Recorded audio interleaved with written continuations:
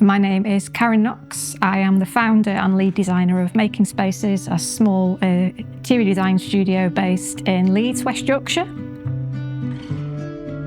So my approach to interior design very much works alongside collaborating with the clients themselves.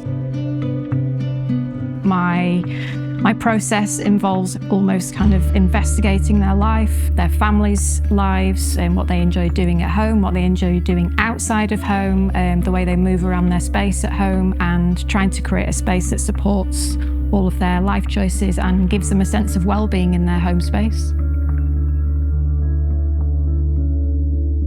When I first met the client, she was quite keen to have the Duval kitchen that we've got there. It's the Sebastian Cox design, and it kind of sets the theme for the rest of the space. We wanted that kind of wide floor plank to give a sense of space on the floor and like a clean line. The glass obviously is floor to ceiling, so again lets so much greenery in from the outside. And then this cabinet was built to store all of the technology, to hide it all away, and obviously links into the bench seat and the banquette seat for the dining area, all of which again is built into the space, so there's not bits of furniture in the room, it's just all completely fixed. So the architectural details, we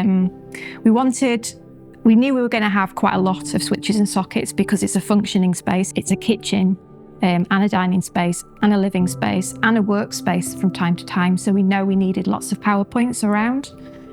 So because these are often at eye line, switches and dimmers, they needed to be something that was nice to look at, nice to touch, nice to feel, and it is a treat to have something that isn't a white plastic switch. They do feel nicer in your hands, they do feel more solid, and it's a bit of a treat at home. You know, it's a treat to you and to the house to give that space those extra little details. It's those tiny details that really elevate a space from being nice to, oof, that's really nice.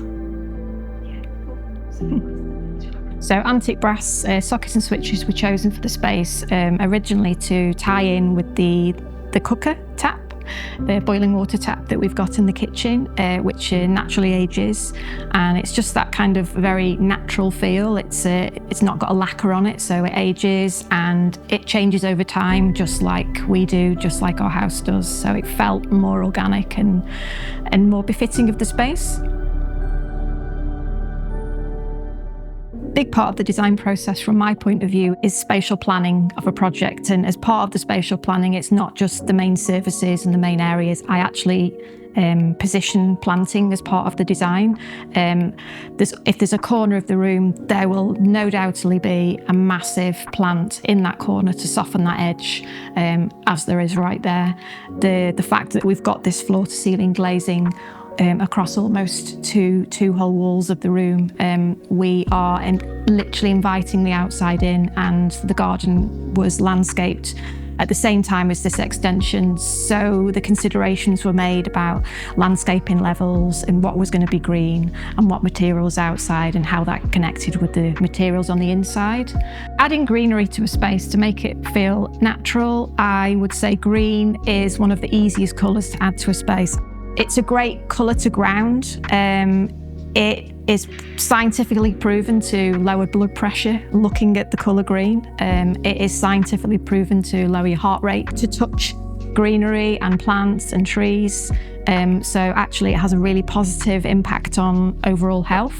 And obviously plants in a space is just brilliant for keeping the air clean and reminding us other things, you know, that live. Sometimes it's good to, if you're feeling really stressed, just going to water your plants and giving care to something else can be quite representative of self-care. So I find that nice connection with the home quite an important one.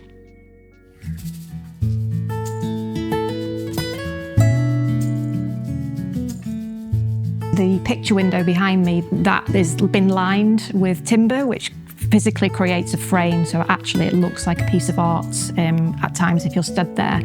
The garden could easily be a landscape piece of art on the wall, but the fact that you can sit within that you are almost sitting outside when you're inside. And again, the doors behind there, they slide all the way back. So the connection between the indoors and the outdoors, that transition is just seamless.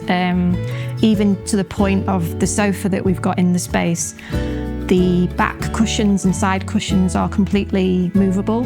So you can have the back of the sofa on the other side and sit facing the garden. So again, it's just that connection with the 360, which I think is really important.